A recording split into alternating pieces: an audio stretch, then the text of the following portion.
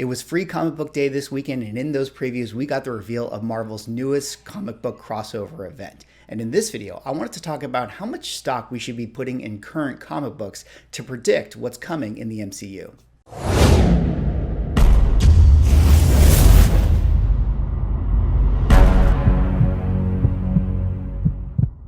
Ladies and gentlemen, welcome back to another video with Swaggle. And in this video, we got to talk about the newest crossover event coming out later this year in Marvel comic books called the Multiversal Masters of Evil. That is right. It was Free Comic Book Day this last weekend, and in those preview books that were given out, we got a reveal of what is to come in Marvel comic books. And so in this video, I kind of wanted to go through the article with you guys, talk about what's coming, and then just try to figure out a little bit of how much stock we should be putting into current Marvel comic books to predict what's coming in the future for the MCU. Because as we know, Kevin Feige took over the head of creative in the end of 2019. And it's my supposition that, now is around the time that we would start to be feeling some of the effects of his control over the entirety of Marvel comic books. So let's take a look at some of this stuff together and see, what we come out with.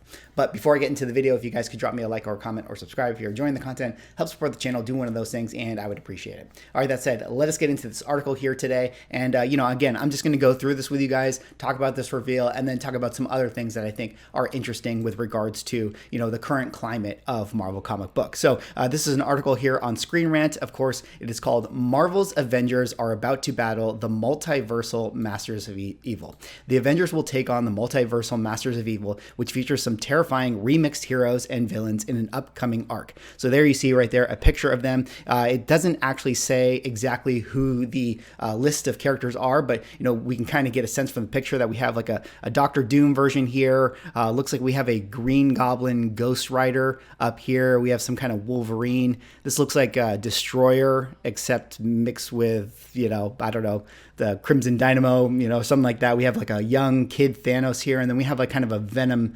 Spider-Man hybrid over here. So definitely an interesting makeup for a roster overall. So let's get into this article here. And again, warning, spoilers for Avengers. If you guys are reading Avengers comic books and you don't want any spoilers coming up, this might have light spoilers in it. So getting in the article here, Marvel's Avengers are about to take on a brand new threat from the multiverse, as a tease for an upcoming arc reveals the Multiversal Masters of Evil. The new villains mix some of the Avengers' greatest heroes and foes, including a Green Goblin and Ghost Rider combination, Spider-Man and the Punisher becoming one, and a young version of Thanos who wants nothing more but to murder everyone.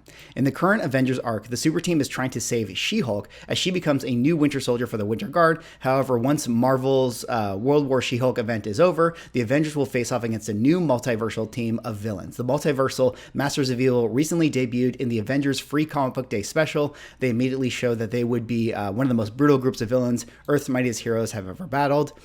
In Avengers Free Comic Book Day Special #1 by Jason Aaron, yada yada, the story teased a new Avengers mansion guarded by a group of different versions of Deathlock existing at the God Quarry at Marvel's End of Infinity. I mean, that's really interesting that we're doing a play on the Masters of Evil, and then we're also bringing back Avengers Mansion. In a video, I talked about one of the plot lines for Avengers Mansion, just the video I did last week where I showed off Avengers 277 that had Baron Zemo on it, which I think is really interesting.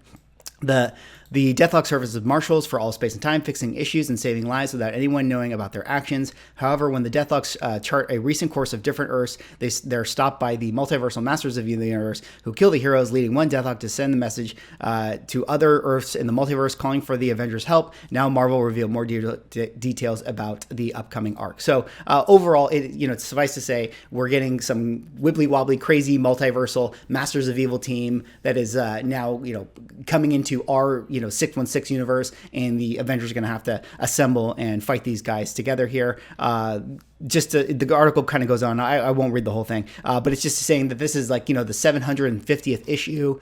So it's kind of an event issue. Jason Aaron will be writing this. And so for the 750th issue, we're going to get that, event, and we can see some images that came out here. And then also, of course, this is the, introducing the Multiversal Masters of Evil. The assault begins in Avengers number 50, November of 2021. So this one I think is really interesting because, there's something we kind of have to talk about overall, and that's the fact that, in the end of 2019, it was revealed that Kevin Feige was going to be the head creative of all of Marvel, the Marvel brand, not just movies, not just that animation and TV on Disney Plus, but he's actually being the head creative of comic books, toys, effectively everything that has to do with the Marvel IP. Now, this, of course, was back in October of 2019, I believe, is the date that was announced that this was the case. So it kind of goes to say that, he became the head creative sort of after coming off the heels of,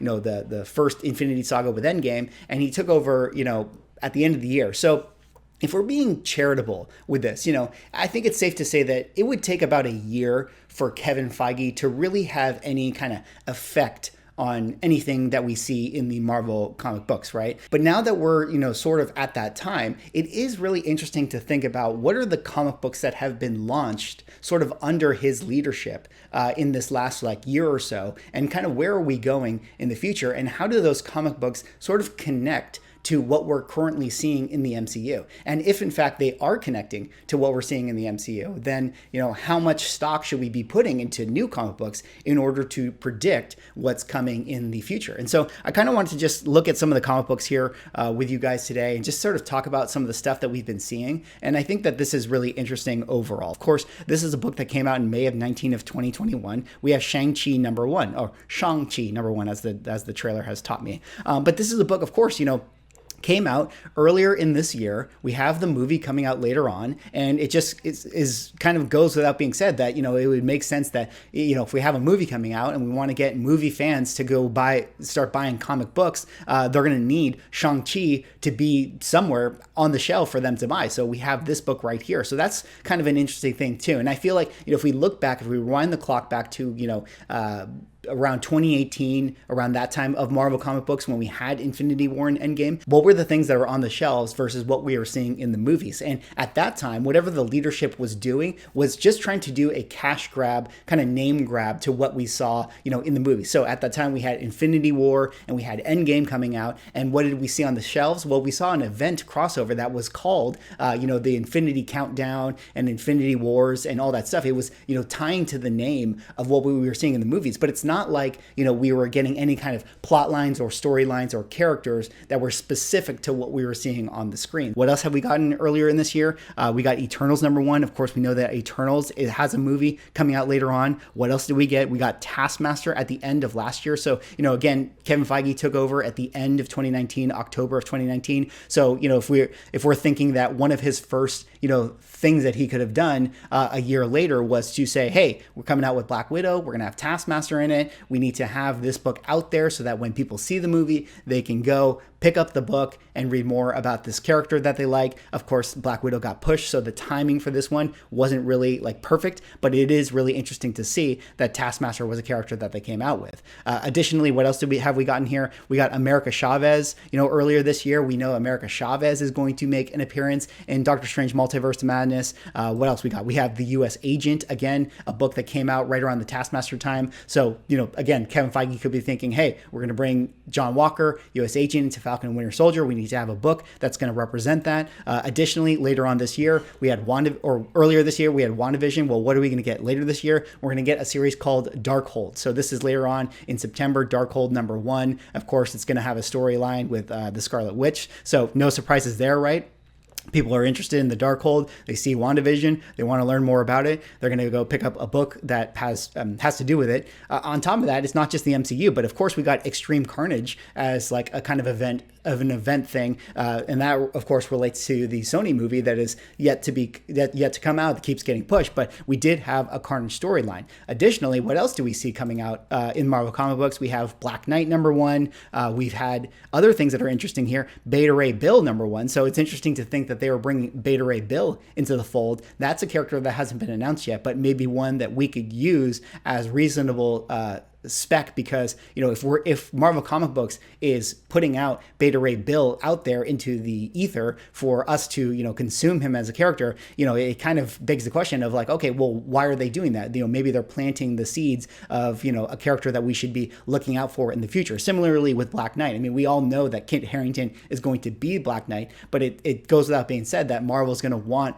people to start to get familiar with this character so that when they see him on the screen, it'll be exciting for them. Additionally, I mentioned this in my Werewolf by Night video, but there's a lot of rumors going on with in Moon Knight, maybe we're going to get Werewolf by Night. Of course, I think it's really interesting that they brought Werewolf by Night end of last year, October 21 of 2020. So again, reintroducing this brand. And then lastly, of course, I've talked about this in another video here, but Kang the Conqueror later this week. In fact, this week, right on Wednesday, we are going to be getting Kang the Conqueror #1. So again, we got Jonathan Majors in the Loki reveal show. We know that he's going to be playing Kang the Conqueror, and it's just an obvious thing for them to do to synergize with their silver screen stuff, to have Kang the Conqueror have a comic book that people can read and start to learn more about this character. So these books that I point out to you guys is just ones that I think are really interesting, because for 90% of these characters, Marvel hadn't been doing anything with them until this last year or so. And it's interesting to me that we have this sort of synergy where it's like we see these characters on the screen, and then we have a comic book that people can go to get a hold of if they want to read more about that character. And it's just sort of an obvious thing to do. I mean, if you're someone who hasn't read comic books in a long time and you go watch Black Widow and you're really interested in Taskmaster, you're going to want to go into a comic book store and you're going to be like, hey, I want to read something about this character, and there's the book for you right there. So I think it's really interesting overall to think about, what effect does Kevin Feige now have on Marvel comic books? Now, I don't think he's micromanaging stuff. I don't think he's saying, plotting out exactly what all the writers have to do. But I do think that Kevin Feige probably, has conversations with them and says, hey, we're thinking we might be using something with Taskmaster soon. Can you guys incorporate him in a story? And then it's up to the writers to figure out where he fits. That might mean, hey, we're gonna do a launch for him in a comic book, or that might mean that hey, he's gonna be the prime villain of this next story arc in this comic book here. So I do think that Kevin Feige has influence in that way, which brings us back to this again announcement for the Multiversal Masters of Evil. I mean, this is a really interesting crossover event, and one of the reasons why I think that this one in particular is so interesting is because if Kevin Feige took over in 2019, let's think about all the crossover events that occurred in that time frame since he's maybe had a hand in everything that has gone down. Well, in 2020, we didn't really have too many crossover events, but the one big one we had was Empire, and again, hit or miss or whatever, but let's just say that one doesn't really count, or that Kevin Feige didn't have influence in that, because we know that Empire came out in July, and it's probably not likely that Kevin Feige was able to greenlight an event film, an event comic storyline that was going to come out 5 months later. So that one is probably a bit of a wash. Additionally, we've had, of course, King in Black. King in Black, that's been being set up by Donny Cates since 2018, so that one probably didn't really have a hand in anything, although it is interesting that it did connect with the Venom 2 movie, which is coming out later on the year.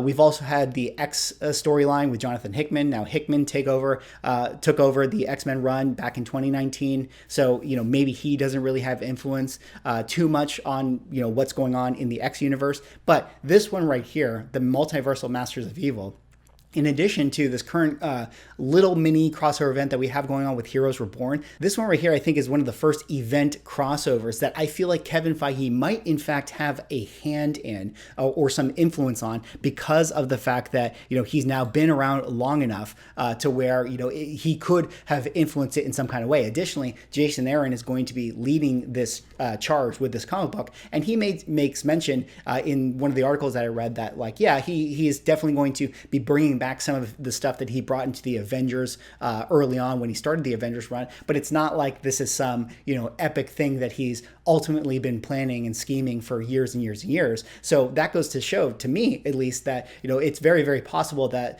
it was more of like a task thing to him, where it's like, hey, we want to do this Multiversal Masters of Evil plot, can you just make it work with your Avengers run? So he's now sort of forced to kind of make this all happen. So ultimately, where does that bring me back to what we think about comic book collecting and specking on comic books. Well, I think that you can actually look at modern comic books and take a lot from it and think about, what that means for characters that we might be seeing later on in the MCU. And, again, this is not to say that we're 100% going to be getting Masters of Evil, but if we're bringing back this brand name of the Masters of Evil into the Marvel fold, I mean, to me, it kind of goes to show that it's very, very likely that, Kevin Feige is doing this for a reason, and that we might be getting some kind of Masters of Evil plot in the MCU eventually later on down the line. Anyways, that is all for this video. That was just kind of me going over the news, the new event crossover for Marvel comic books. Let me know what you guys think. Are you guys excited for this crossover? Are you guys going to pick it up? I think I'll definitely give it a read. It's, definitely piqued my interest. So I'll definitely check it out later on in November. Anyways, drop me a like, comment, subscribe if you're enjoying the content, and I will see you in the next video.